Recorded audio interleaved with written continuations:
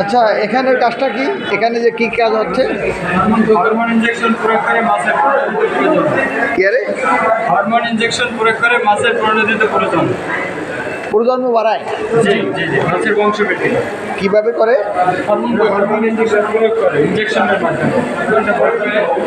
ইঞ্জেকশনটা কিভাবে তৈরি করছে? আপনারা যদি বলেন আমি প্র্যাকটিক্যালে দেখাই দিতে পারি।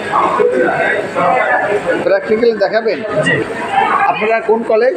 আমরা পটুয়াখালী সরকারি technical school college fish culture department. ও, তো এগুলো বাজার থেকে সংগ্রহ করছেন? না, জি না স্যার, এটা আমরা নিজেরাই সংগ্রহ করছি। কিভাবে? এগুলো পিজি মাছের মাথার মস্তিষ্কের নিচে থাকে, এগুলো বিক্রি করে অনেক টাকা লাভ। জায়গাটি দেখি। এটা মাছের মাথার মস্তিষ্কের নিচে এটা থাকে? জি, এটা তো আমরা জীবনও দেখিনি। জি, এটা সব মাছের মাঝে থাকে? সব মাছের। আচ্ছা, আর এগুলো? এটা পিজি, এটা হচ্ছে এইচসিজি। এও মাছে? না, এটা হচ্ছে যে এইচসিজি হচ্ছে হিউম্যান কোলনিক গোনাডোট্রপিন। 40 থেকে 120 দিন গর্ভবতী মহিলাদের প্রসবোত্তর থেকে সেন্ট্রিফিউজ করে এটা তৈরি করা হয়।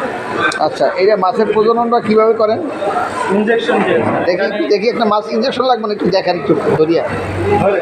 আমাদের এই পুকুরের ভিতরে রাখা যাবে।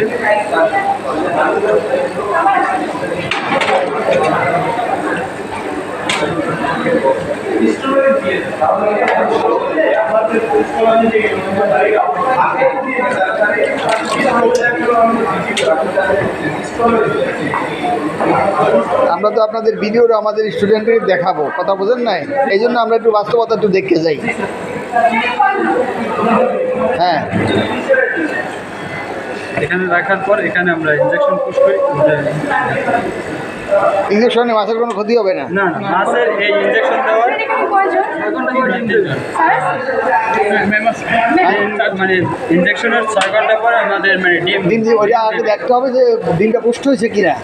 হ্যাঁ, মাছের প্রয়োজনের উপযুক্ত হচ্ছে কিনা মাছ, এটা আবার বুঝবেন কিভাবে আপনারা? সে থেকে বোঝা যাবে আপনার মাছের আকারে এবং আয়তনের উপর নির্ভর করে। যেমন যে কোনো স্ত্রী মাছের পেটটা থাকবে একটু নরম এবং ফুলা, এবং পেটে চাপ দিলে 2-1টি ডিম বের হবে। পুরুষ মাছের পেট থাকবে চিকন, স্পিড এবং শক্ত, এর ভিতরে মানে চাপ দিলে সাদা মিট দুধের মতো তরল পদার্থ বের হবে। তাহলে আমরা বলতে পারবো যে প্রয়োজনের উপযোগী এই মাছটি হয়েছে। এবং এই মাছটির কারণে এবং এই মাছের একটা সিজন আছে, যেমন আমাদের বৈশাখ থেকে শুরু করে বাংলা সিজন বৈশাখ এবং জুন জুলাই। এই বর্তমান সময়টা প্রজননের খুব উপযোগী একটা সময়, এবং এই সময়টাতে মাছের প্রজনন করা হয়। আচ্ছা, এই যে মাছকে আপনি ইঞ্জেকশন দেওয়ার 6 ঘন্টার মধ্যে সে ডিম দিবে? পরে চৌকাচ্চার ভিতরে আচ্ছা, এটা আবার কি ওই যে প্রবাহিত পানিটার ভিতরে ডিমটা পড়বে?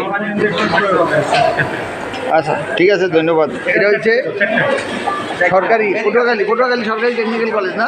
জি, পটুয়াখালী সরকারি টেকনিক্যাল স্কুল অ্যান্ড কলেজ। আমরা সবাই পটুয়াখালী বাসিন্দা।